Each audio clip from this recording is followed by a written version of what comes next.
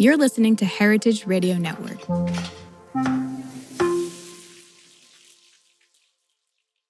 I wake up in the morning and I feeling a vibe. Yeah. Give thanks to the Father, I'm breathing alive.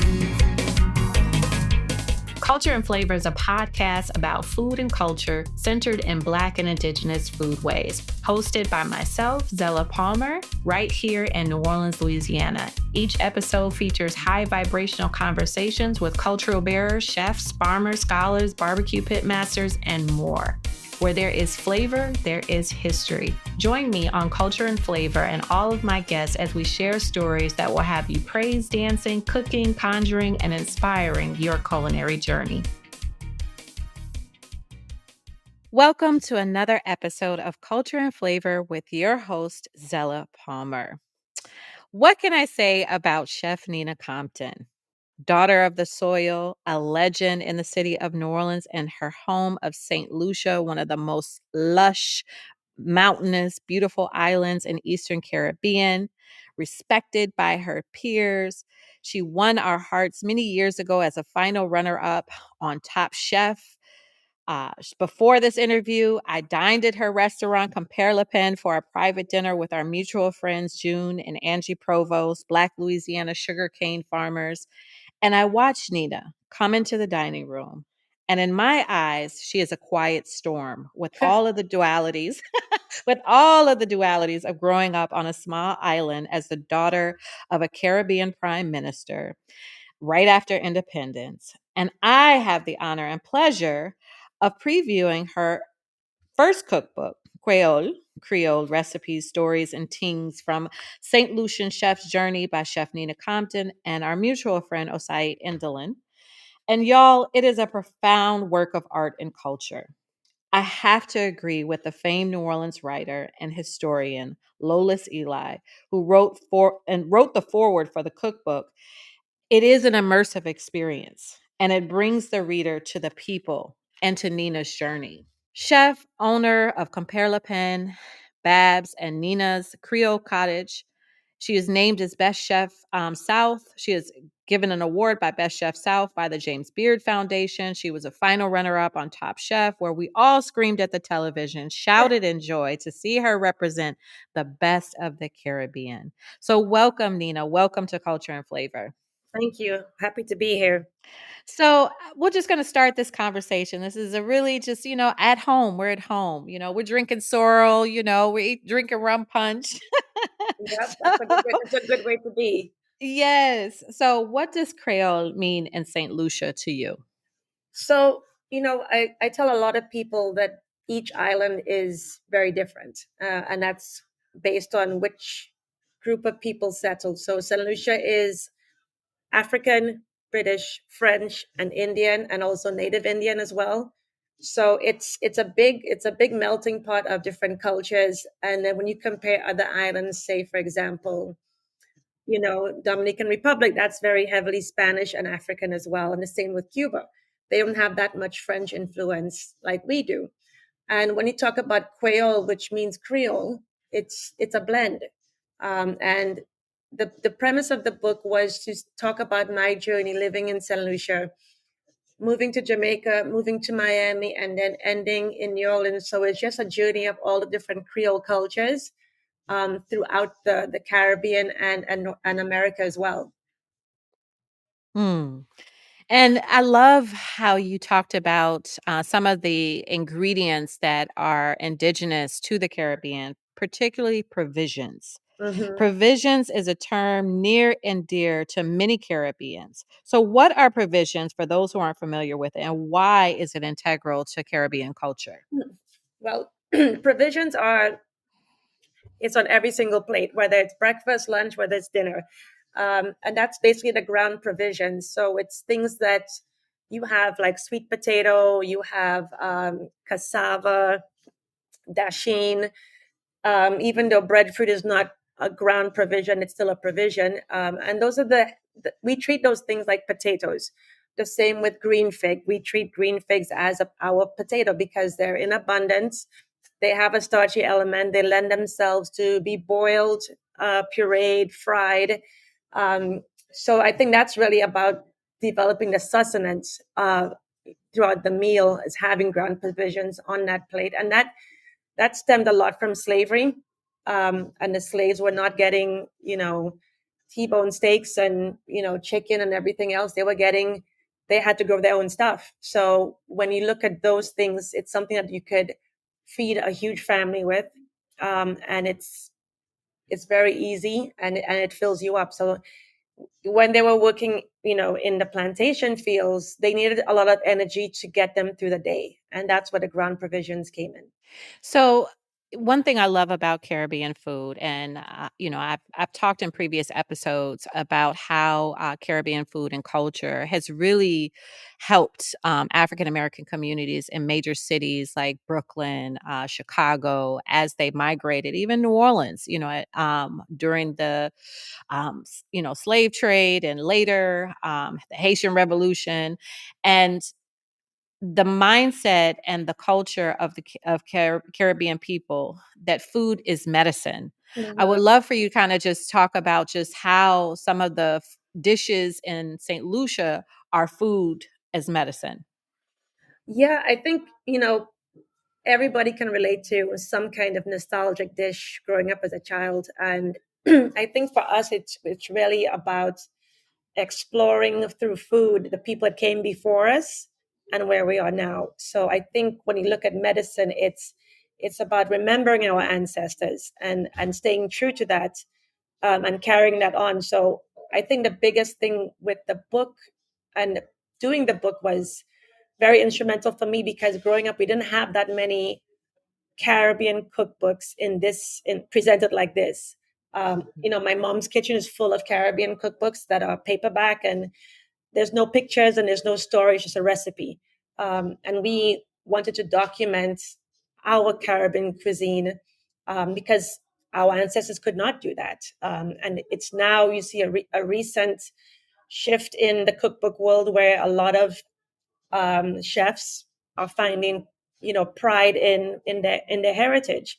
For a very long time, we didn't have a place at the table. It was French was always the haute cuisine, fine dining, and you know they didn't appreciate Caribbean food or Mexican food, Chinese food.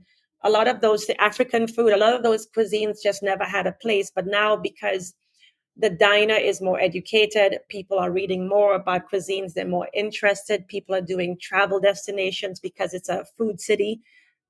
So that makes it much easier to explain your story and have people excited about it. And I think that's what we're in a beautiful place right now, where people they want to know the story. They want to know, tell me about this dish. So for me, it's my medicine is being home in the Caribbean and getting fresh fish, going to the market, interacting with the market vendors, and getting beautiful produce, whether it's breadfruit or pumpkin, or getting coconuts and making my own coconut milk. So that for me is really about, I think I cook the best when I'm in the Caribbean, because it's such a deep rooted connection for me.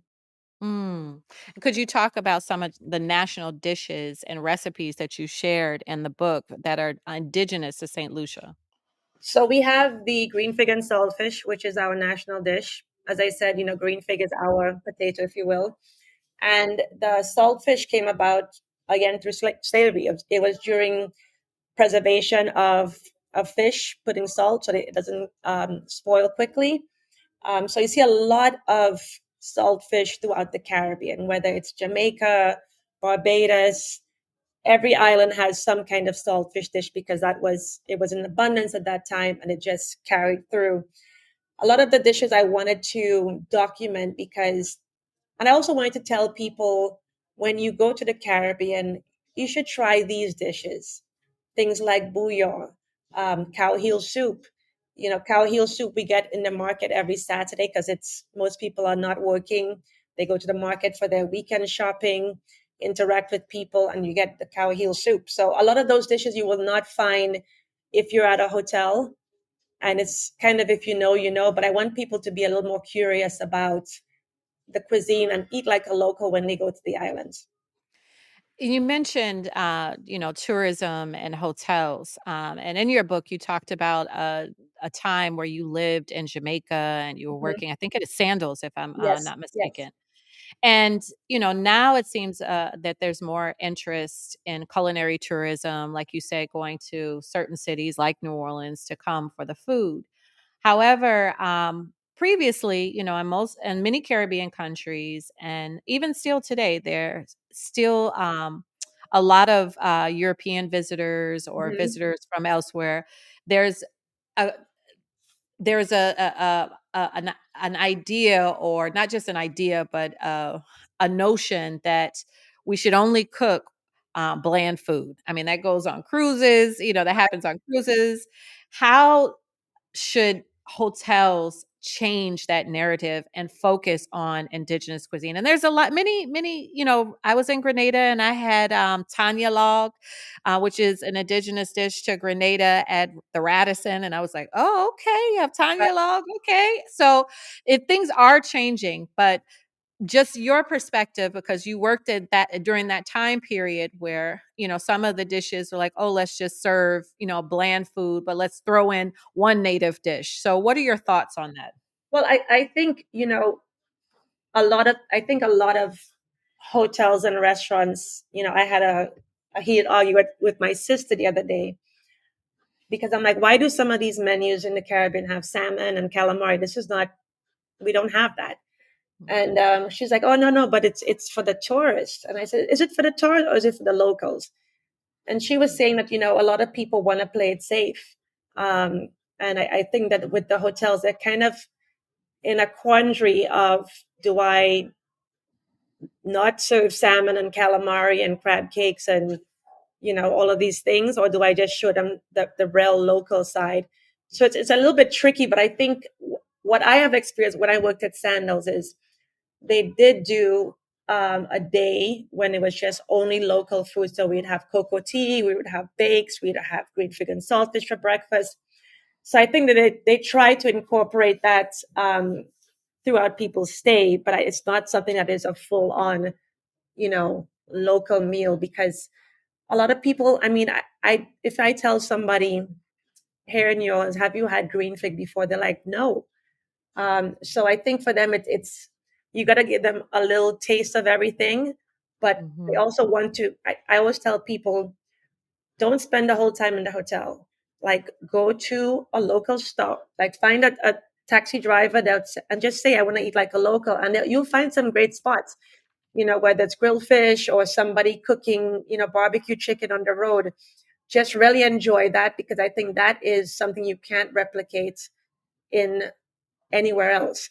The hotel stuff, that's great, but I think having the interaction with the local, I when I lived in Jamaica, I went to Lime Key, and there was a fisherman that had all these lobsters he just caught. And he says, do you want one? And I said, well, how am I going to cook it? He said, well, we're going to go to this little restaurant and you pay for the lobster and they'll cook it for you. I can't replicate that in New Orleans if I tried. Mhm. But that experience for me was the best lobster I ever had because it was literally minutes out of the ocean. And then it was on this very hot grill. It was the most beautiful thing. So I think when you go on vacation, try and get those moments because eating in a restaurant, in a hotel, it doesn't have the same feel. Very true. And when I took a deep dive into the cookbook, I said, okay, Nina, in your hot girl tropical shorts. But seriously, you are bringing the vibes and the culture of liming. Can Mhm. you talk about the art of liming and how it is a theme throughout your cookbook? So liming is a term that basically evolved over time. So it used to happen a very long time ago when the sailors would come, and because of scurvy, they would have to have lime on the boats, and they'd be on their clothes and everything else. So when they would dock in certain islands, the locals would call them limeys because of all the lime that would dry up on their clothes. So they would see them going to all the bars and the restaurants and, oh, look, the limeys are here. But they'd be everywhere. And that kind of stuck where it now is liming. So it means you're just going on no plan. You just gonna just knock around. And that's something that you find in the Caribbean throughout. Everybody still says it, that where are we liming tonight, or let's go on a lime together. So that kind of term, when you say we're gonna go for a lime, it means we're just gonna go, and wherever the wind takes us, we're gonna go. So it's a fun, casual way of enjoying that. No shoes, no shirt, your feet are in the sand, drinking something cold and enjoying life.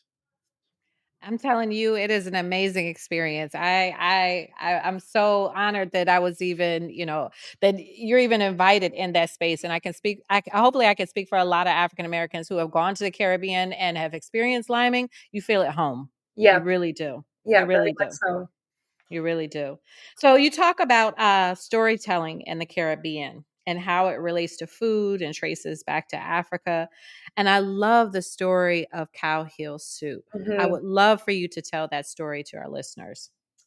So that was a dish that I did during the Southern Foodways Alliance in 2018.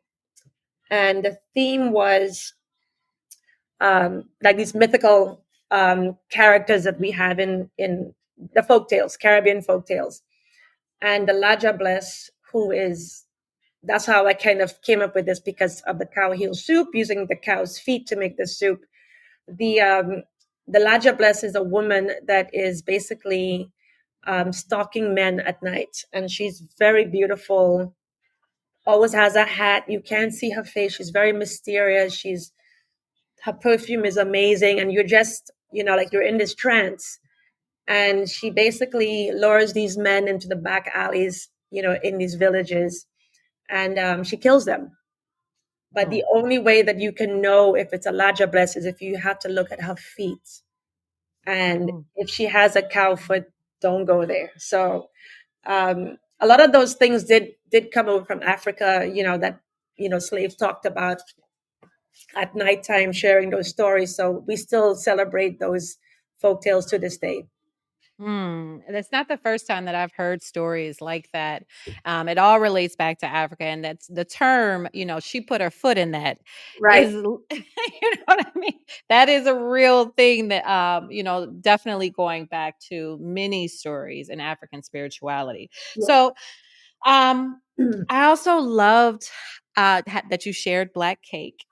That was an amazing. I was just really just fangirling and looking through the entire book. I said the images are so vibrant, and I Thank just you. felt like I was at a shop. I felt like I was on a bus just listening to soca music. The Right. energy, the vibes were definitely there.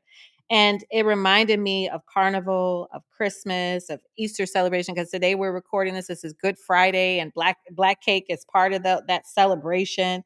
And I thought to myself, when I went for the first time to Juve Morning in Grenada and Spice Moss, I've been to Mardi Gras. I'm a Mardi Gras fanatic. I never miss a Mardi Gras. But I thought, I would tell everybody, I've gone to Mardi Gras. I live in New Orleans. I could handle it. No, indeed. No, it's a different story. It is a different Mm, story. But when you think of things like black cake or milk punch, a lot of those things really signify the time of year. Just like in the States, where Thanksgiving, the pumpkins come out, and then everybody's eating turkey and Brussels sprouts and collard greens. So definitely black cake.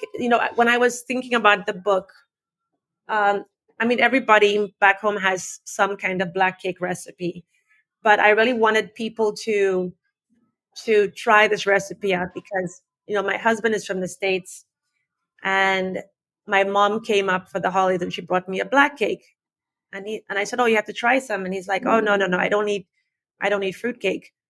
And I said, "No, this is not a typical fruitcake."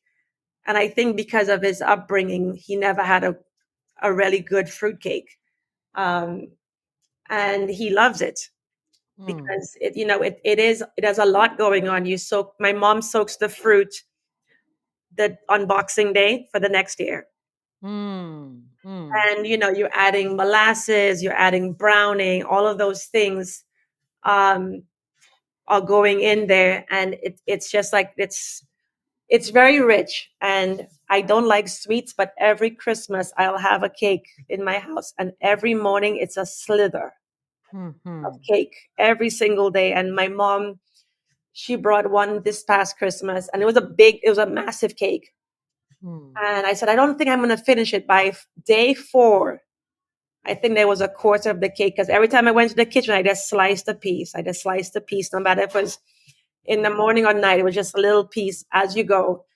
But it's just fun to have, and I really want people to try something up, because a lot of people have never had a good fruit cake. For my listeners, y'all have to get her cookbook, KWÉYޮL, and try that black cake recipe. If you've never tried black cake recipe, if you've never tried black cake before, it is divine. But when Yes. we come back after a few messages from our advertisers, we're going to talk to Nina about growing up as the prime minister's daughter right after independence in St. Lucian, what that was like. So thank y'all for listening. Make sure you hit that subscribe button and share.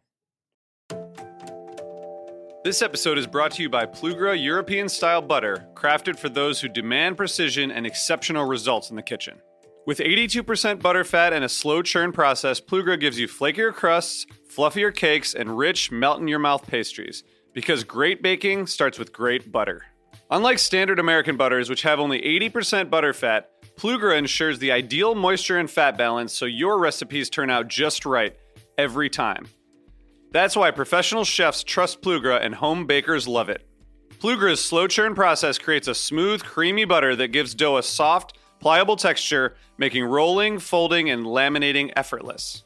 Whether you're perfecting a buttery pie crust or layering a delicate croissant, Plugra helps you bake with confidence. Experience the difference for yourself. Find Plugra in stores near you or visit plugra.com. That's Plugra.com. All right, we're back. So let's go back to little Nina. Growing up in St. Lucia as a daughter of the former Prime Minister John Compton, right after independence, which was very pivotal in the Caribbean and Africa. So much was happening at that time. So many independence movements. And give us a sneak peek into your childhood and you as a young woman before you left for boarding school to England. Yeah, I mean, I had, I think, the most beautiful childhood that I could ever ask for. My parents were loving. My siblings we were still very close to this day. Um, and, a lot of people always ask me, what was it like to be the prime minister's daughter? And we never looked at my dad as the prime minister. It was always dad. Like, oh, daddy's home, or he's going to the meeting, or he's going to work. We never looked at him that way. And he never carried himself, with his nose in the air. He was always for the people. He wanted to push for education and getting people to get scholarships to go overseas, to go to university. So he was very, down to earth. And I think that's what a lot of people loved about my dad, because they call him the father of the nation, because a lot of people could relate to him, because he was trying to help them, excel and succeed and thrive, um, in every way possible. So for me, it was not so much about, oh, my dad's the prime minister. And he didn't have security. He didn't have a driver. He would drive himself to the office. He just didn't want any of that. He was a very no frills person. But, my father always, I think that kind of led us to be a little bit rebellious, because we wanted to also fit in with everybody at school. So I was always hitchhiking, going from Compre to my house. Um, and, I just wanted to fit in. I was trying to go against the grain as much as possible, but also not trying to get into trouble with my parents. So I was a little bit of a little rebellious as a child. Mm. I can definitely resonate with that. I think a lot of people who possibly grew up in households where their parents were politicians can resonate in the rebellious side to just want to shake it up a little bit. Yes, exactly. Exactly. So, as many who have come from different islands in the Caribbean, other parts of the world, there's always a desire to go to either the UK or to the US to study. And, you left for boarding school in England to England. Mm-hmm. And so what was the moment when you said, nah, let me cook, make some, I miss cocoa tea. I miss breadfruit. Let me start cooking in these dorm rooms. Well, it actually didn't happen that way. I went home on Christmas break, and Christmas is it's a very big deal. We don't celebrate Thanksgiving. So Christmas was, a lot of people come back to the Caribbean for Christmas time to be with their families. And we had a a big family lunch every time, and it was always my mom, my grandmother, and my aunt who were making these meals. And I remember just seeing them clean the dishes and putting everything away and just being there, just slaving away for hours.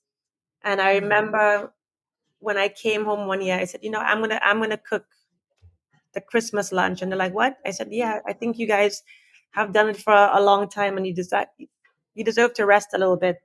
So I did that, and just seeing how happy they were and thankful, I told my mom, I said, I think I want to do this professionally. And she discouraged me, where she was saying, oh, I don't think you want to do that. It's so much work. It's stressful. And I finally talked her down a little bit. And I said, I think I really want to do it. And she said, well, you need to get a job first and really figure out if you really want to do this. So that's when I ended up at Sandals La Talk.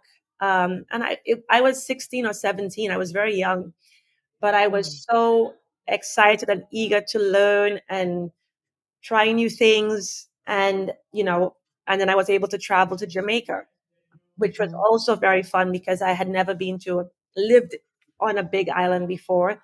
And, as we know, Jamaicans are very confident people. They're very proud. Um, and it was just fun being that young and exposed to that and seeing how they were cooking things differently.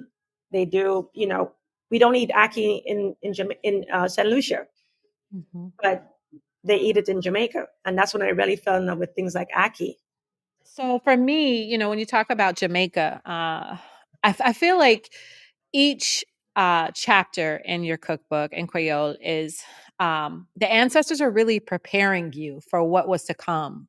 I believe that, when I look at the journey from St. Lucia, England, Jamaica, you shared your time in Miami, then to New Orleans. And I love how you share recipes from either cooks that you worked with or countries that you lived in and cultures that shaped your identity. The cow heel soup, Guyanese pepper pot, Trinidad bus up shut roti, Jamaican oxtail, Cuban pastel de guayaba, and then New Orleans potato salad for gumbo. I said, oh wow, this is an incredible book. How did each one of these cities or these cultures shape your identity as a chef? Well, I think for me, it's each place was an evolution of my cooking. So going to Jamaica, it was more about understanding how the Big Island culture impacted their cuisine and their influences. And then moving to Miami, um, I was exposed to, the Afro-Latin cuisine as well, which I never experienced in St. Lucia because we don't have that influence there.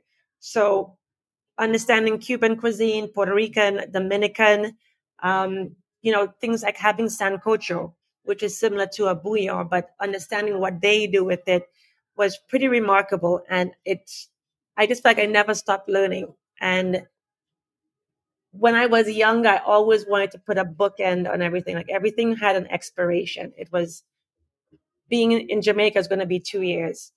Being in Miami was going to be this amount of time because I wanted to move on to the next because I just wanted to just keep on learning.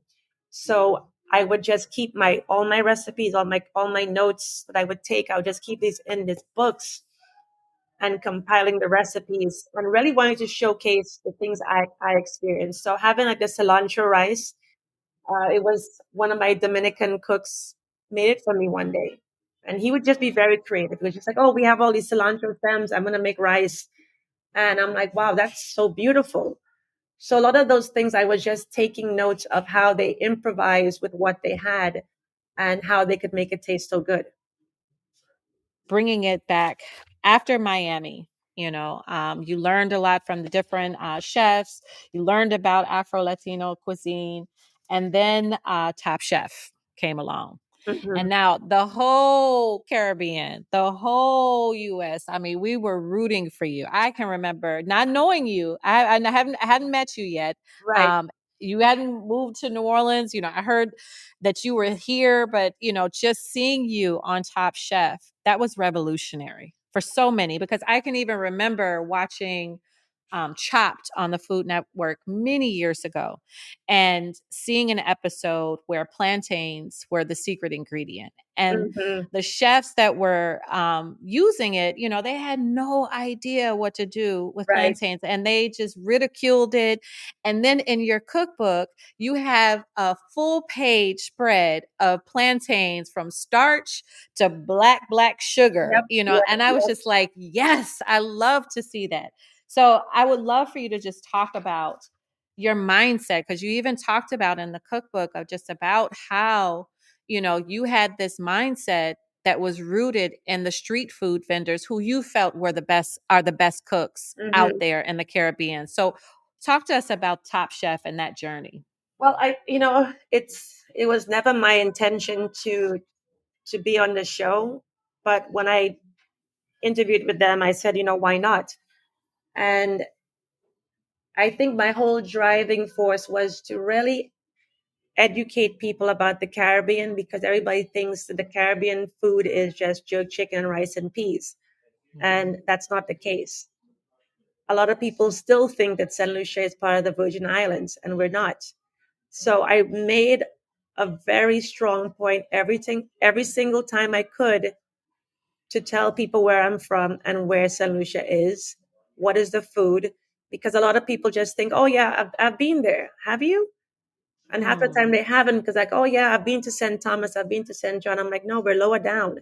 So I really wanted to stress that, because, when you come from a very small island, our population is 170,000 people. Mhm. You really have to push to stick out a little bit. And that's something I wanted to do. And for the first time being on that show, I was able to cook my own food for the first time. I had worked for some very amazing chefs. I worked under them because I wanted to learn different techniques. But being on the show, I was like, wow, I get to cook my own food, and I'm not. Nobody's going to say anything. Nobody's going to say no.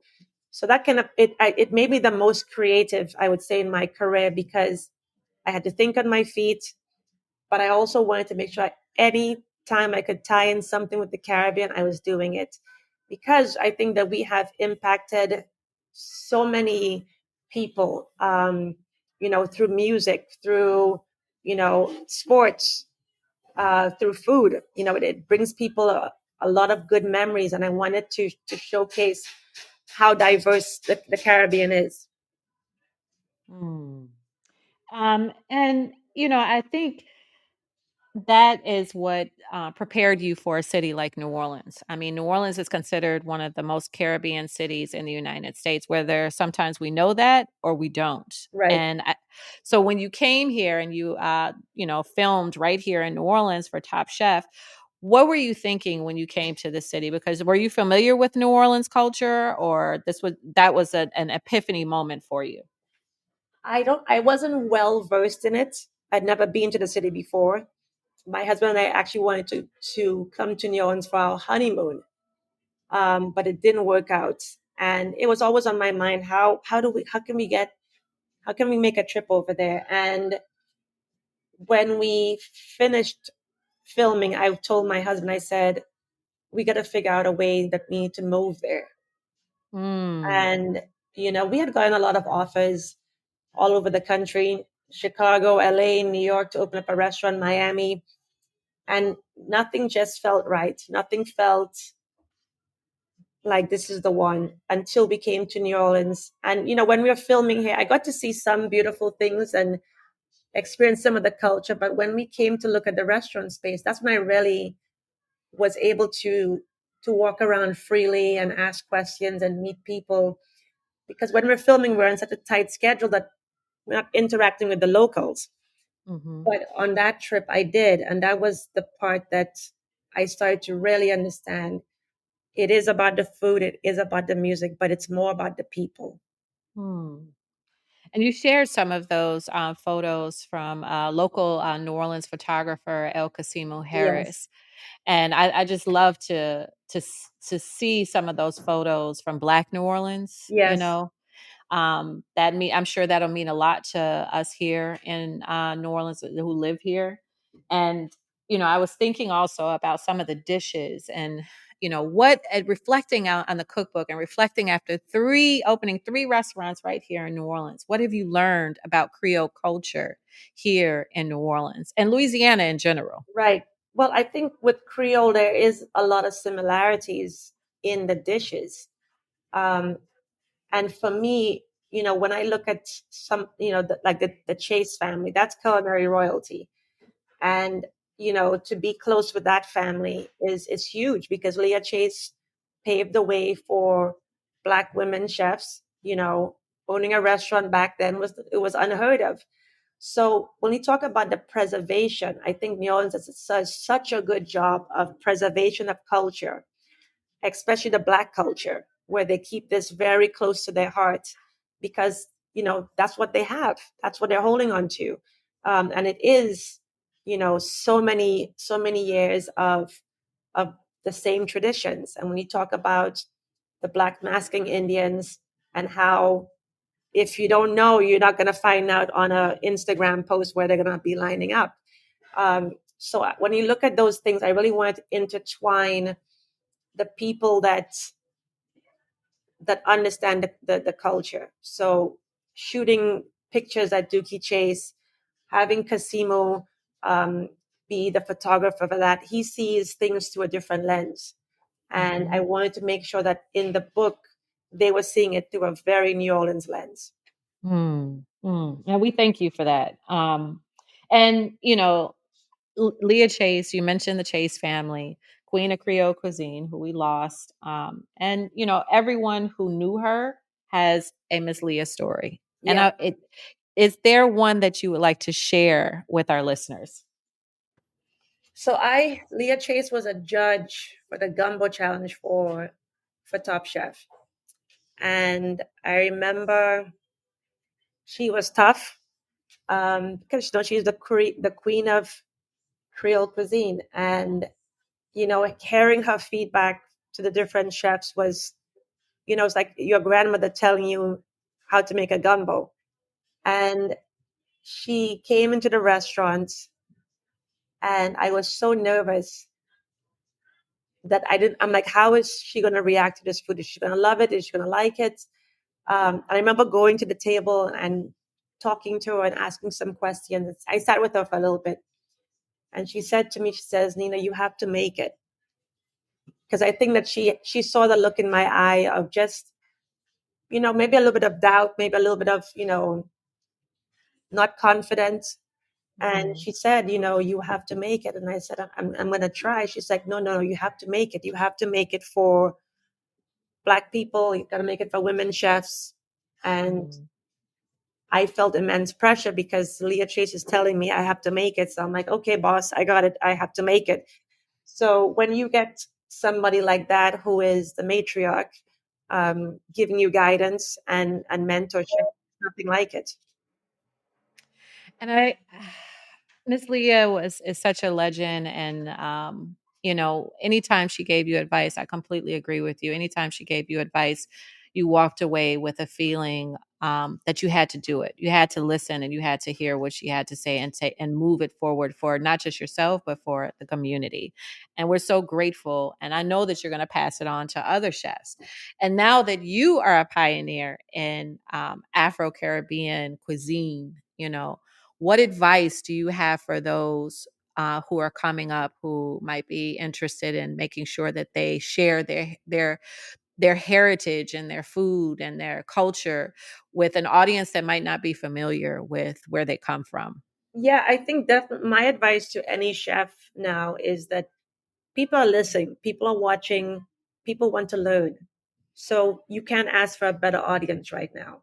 And I think when it comes to your cuisine, do what's true to you, and be authentic. I think that is the biggest thing I can tell people is just really just go for it.